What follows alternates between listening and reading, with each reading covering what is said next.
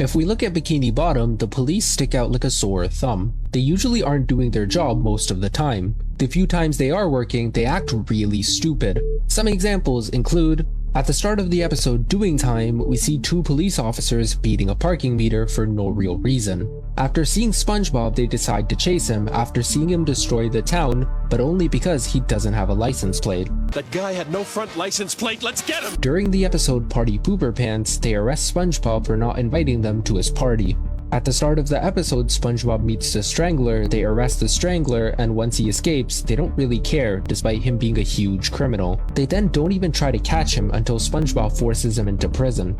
At the end of the episode Professor Squidward, they arrest Squidward for impersonating Squilliam. Apart from that last one, the cops are clearly not the smartest. While they do have their smart moments in episodes like Good Old What's His Name, Summer Job, and Someone's in the Kitchen with Sandy, looking at all the examples, we see that as the show goes on, the police get smarter. The police act stupid in the Season 3 episode Doing Time, the Season 3 episode Party Pooper Pants, the Season 3 episode SpongeBob Meets the Strangler, and the Season 2 episode No Free Rides. So why are they acting stupid at the start? Was someone controlling them to be stupid? The only one who could do that would be the police chief because he's the only one who's over them and gives them orders. But what about someone higher, like a police commissioner? He could be the one behind it all.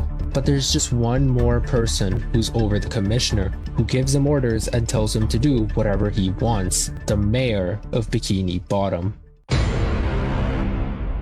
Like I mentioned before, there's been 3 mayors of Bikini Bottom throughout the entire show. The Green Mayor, who served between seasons 1 and 7, and then again between seasons 8 and 12, Mr. Mayor, who's been seen just in the episode Sponge Kano, and Miss Mayor, who's still the mayor of Bikini Bottom. What if I told you Mr. Krabs and Plankton were never enemies? There's a theory that their rivalry is just a business trick. Think about it. If Plankton actually stole the Krabby Patty formula, the Chum Bucket would win, and the competition would end. But that never happens. And here's the creepiest part. Why are there no other crabs in Bikini Bottom? Some say the Krabby Patty is made of crabs. Is Mr. Krabs a genius or a villain?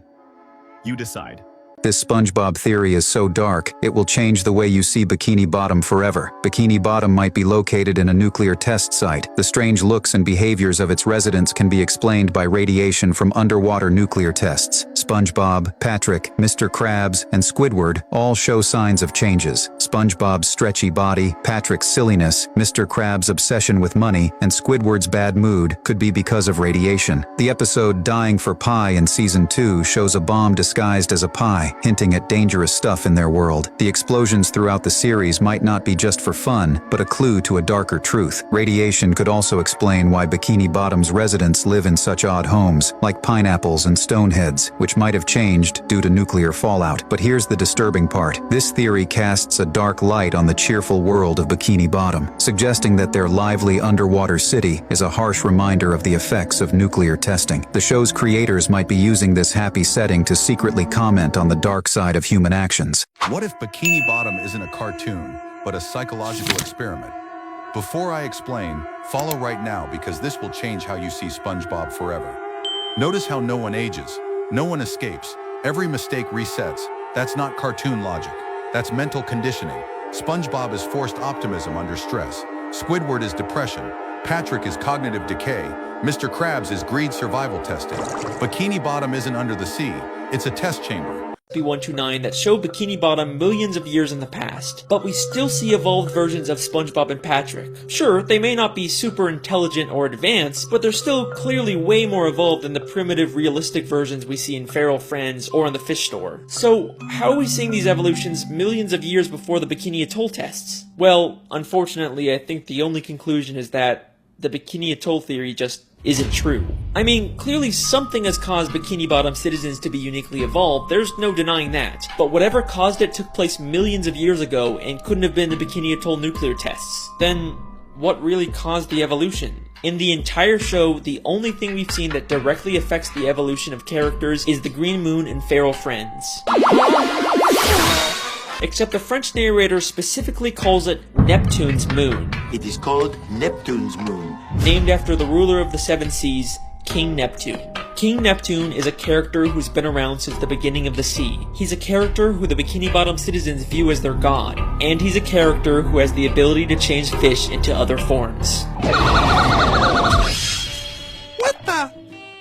Oops. King Neptune used his magic to turn the fish of the sea into more evolved subjects for him to rule over. He's the one who's been behind it all this time. Now, I could spend this entire video talking about King Neptune and his weird continuity and contradictions in the show, but I'll save that for another theory. What I'd much rather talk about are the implications of having evolved and primitive fish coexisting in the sea. Now, we know that this evolution isn't specific to just Bikini Bottom. We've seen different cities and places far across the ocean that still have talking fish, which makes sense because the marine life in Bikini Bottom has evolved to resemble humans, so it's no surprise that just like humans, they've expanded beyond Bikini Bottom and colonized other areas of the sea. But now, I have an interesting question for you. What is the relationship between evolved fish and primitive unevolved fish? Well, they probably just peacefully coexist in the sea without bothering each other. You know, just like real-life humans and animals. Wait a second.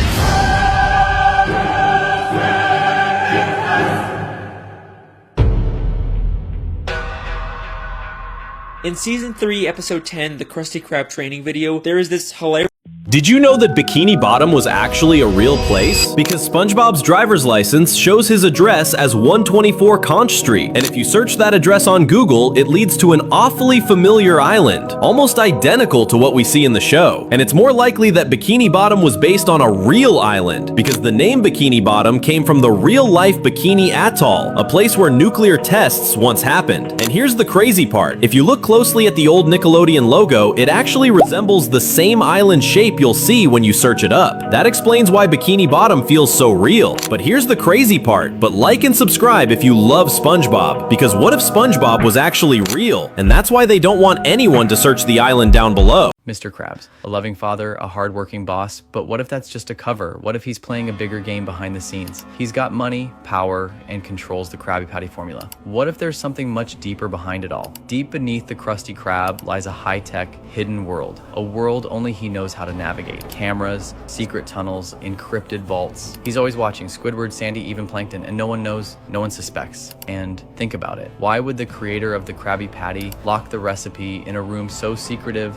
that only Mr. Krabs knows how to access it? And why does Mr. Krabs still have the recipe? The creator of the Krabby Patty should know the formula, right? And why is Mr. Krabs keeping it so guarded? Because Plankton can't uncover the truth, and neither can you.